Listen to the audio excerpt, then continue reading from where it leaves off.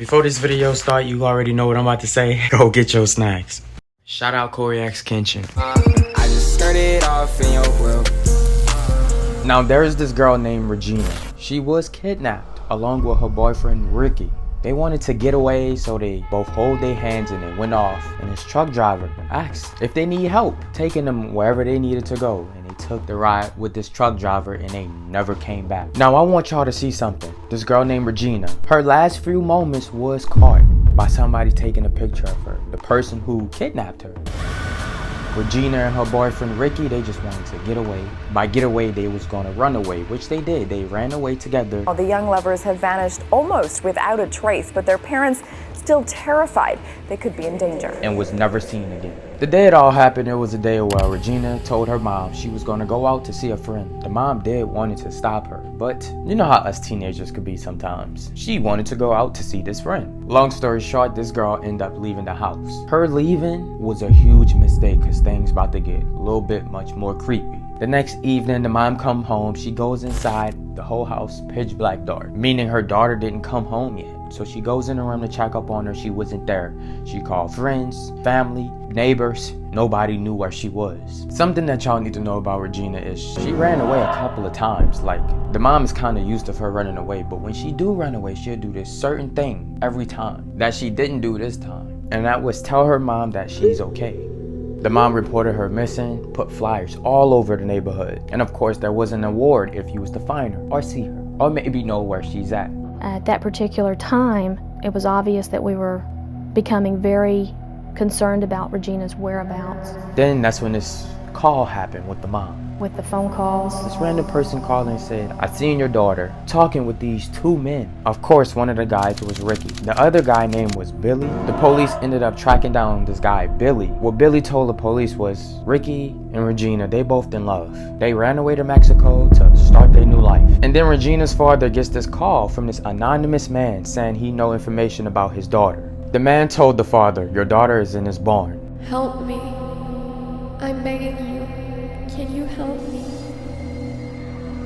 Some things had happened. I cut her hair. The dad said, is she alive or is she dead? The man just hung up and that was the end of that phone call. The mother that day also received this strange call from this anonymous person. The anonymous person said, meet me by a nearby gas station or a store and I'll reveal all the information once you get here. So of course the next day the mom goes to this convenience store all alone. But of course there's officers hiding in different spots in different locations waiting to see if this person shows up. So she sits here and she waits and waits and waits, and it's been 2 hours now and the person does not show up, probably because they know cops is watching. But then the same anonymous person calls the mom again, tells her, meet me at this front store. I guess this was a grocery store this time, different location. As they was on the phone, the police hurry up and zoom to this call because they can trace the call, just like how they did with the last one. As soon as they got to where this person was calling her at, person was gone. Then a lot of time goes on, like no more anonymous calls, no more strange behavior. The case is really cold at this point. So a lot of time passed by, and then this barn that has been abandoned that was owned by this old man. I guess he wanted to come here to burn it down. As he went inside this barn, he noticed some bones. He looked at it closely. It was a human skeleton.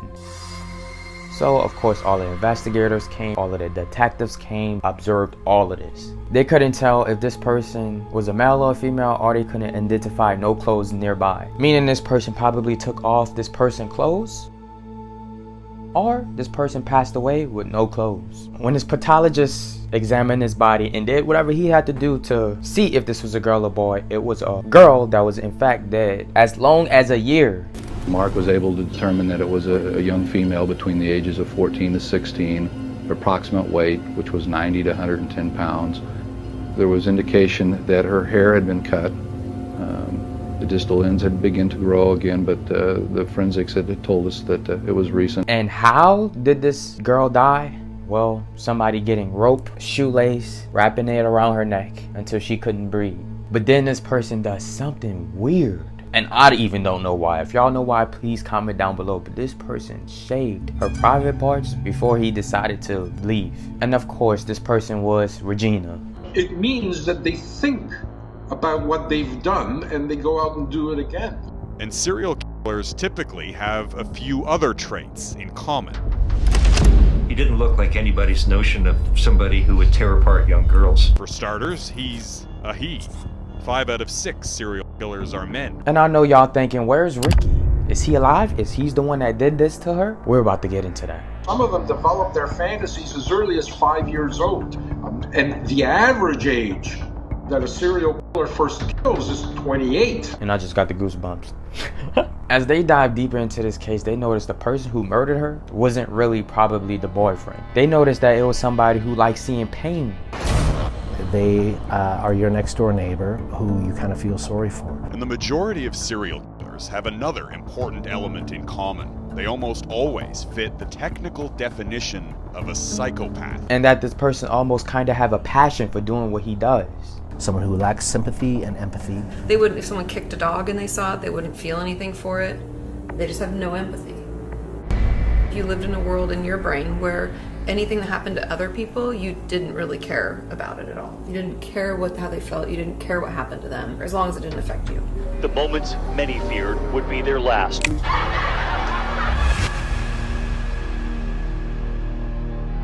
As they trying to solve this whole case and this whole situation, 200 miles away from where the girl was found at, another skull was found. A bullet was in the skull of this body. Not only that, it was identified as a boy. So they automatically assumed that this is Ricky. If Ricky Lee Jones had murdered Regina, he would have done it in a fit of anger, and that would have been reflected in the crime scene, and you didn't see that. It was a very controlled, purposeful crime scene. So this person probably got him out the way first, did it quickly with this gun so he could be alone with Regina and do whatever he wanted with her.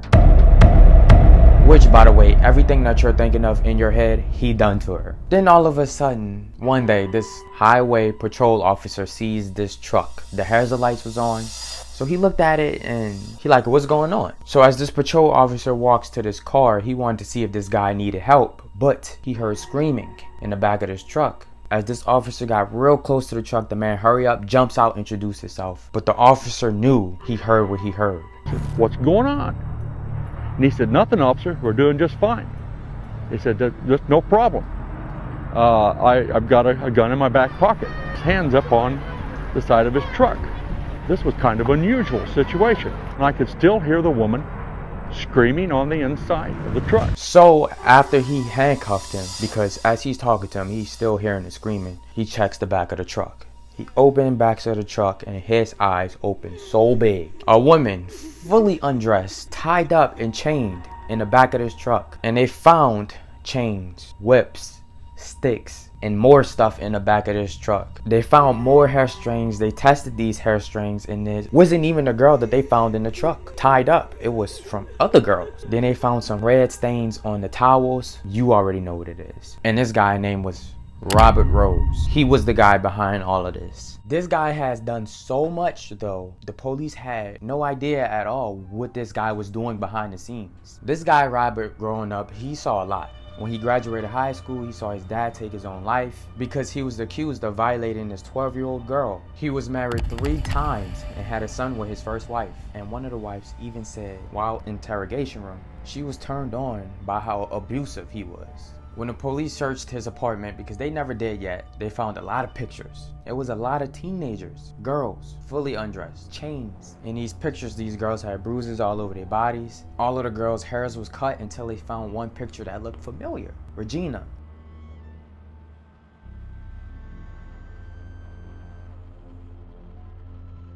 And they found numerous pictures, meaning that she was there held captive for a little long while before she passed away. Now this guy was a serial murderer and he preyed on young girls and anybody who was hitchhiking. His first victim was this couple, boyfriend and girlfriend that was hitchhiking. He immediately killed the boyfriend just like how he did with Regina and Ricky, and then he kept the girl, he took her and did basically the same things that he done with Regina. He murdered about 50 people before he was caught. I talked about truck drivers in my last video. This was not purposely. I didn't even know this case had something to do with truck drivers until I started recording.